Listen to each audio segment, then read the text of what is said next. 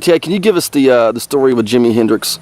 Because that's such a effective story. It was kind of an enormous sucker punch that growing up in an extremely militantly disciplined family. My dad was a drill sergeant in World War II, God bless Warren Henry Nugent.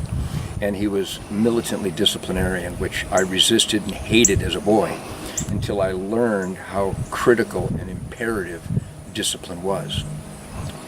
Thank God I learned it fast enough so when I went into the world of rock and roll and I saw these drooling, puking, suicidal idiots running around trying their damnedest to get me to smoke their dope and to become this Ozzy idiot, I stood my ground because I was looking forward to the next bow season. I was looking forward to the next squirrel hunt. And I knew that you couldn't be one of these drooling, stumbling idiots if you wanted to get that trigger squeeze on the head of a squirrel or a good arrow on a white-tailed deer. That was my motivation until I realized that discipline is about making the tough but right choice.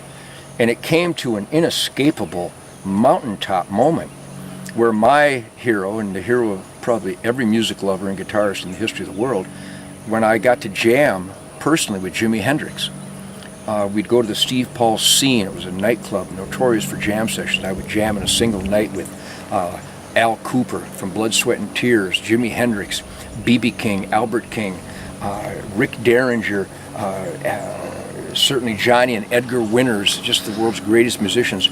And in 1969, early in 69, just prior to Jimmy's death, we were in a little rehearsal room.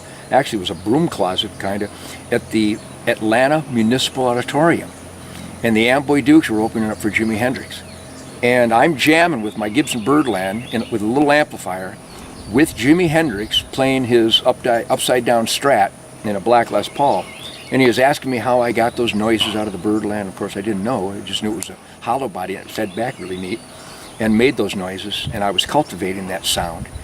And he offered me his pills, and he offered me his dope, and I just told him, just no way, man. You know, just no way. Now, that's a lot of pressure, or people would call that pressure. I didn't look at it as pressure at all. I looked at it as somebody going, I've got a broken glass sandwich. Want a bite? No, thank you.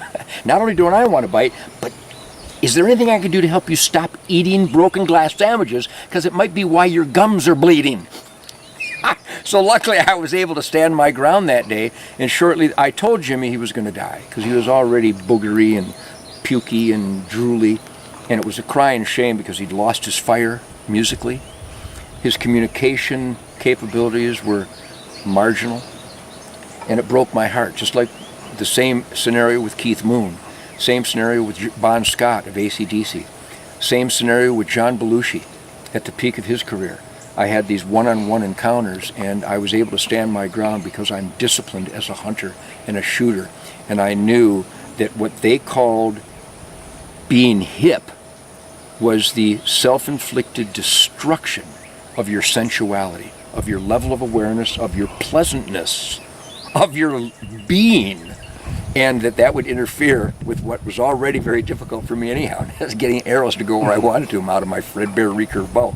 So my motivations were somewhat selfish, but they ultimately proved to be a lifesaver for me because all those guys I just talked about are all dead. They all died shortly after I turned down their offer of drugs and alcohol. And I couldn't be more proud. And I did everything but tie them up and flog them to help them get off the poisons. But you cannot be your brother's keeper if it demands you get violent with them. So I unfortunately just sat back and watched them all kill themselves. Well, I know you had an intervention with Sebastian Bach during filming. On the Supergroup program on VH1, that same insanity took place with a great talent and a great man, Mr. Sebastian Bach, who's just incredibly gifted with vocal capabilities and musicality, that he thought part of being a rock star was being drooly and pukey and stumbly and stupid and drunk and stoned. I don't know why the glass sandwiches keep selling, but I had to intervene just because I love people, and I hate to see this self-inflicted suicidal death march by anyone, especially someone that I'm fortunate enough to spend intimate time with. And he did take my advice for a short period. Sadly, after the supergroup show was done filming, he went down the tubes with the drugs and the alcohol, almost killed himself. His family begged and prayed and pleaded for him to be going to rehab. He did, and he called me very teary-eyed one night to tell me that he, in fact, should have listened to me to begin with, and it would have saved a destroyed year and a half of heartbreak that he forced upon his own family and loved ones.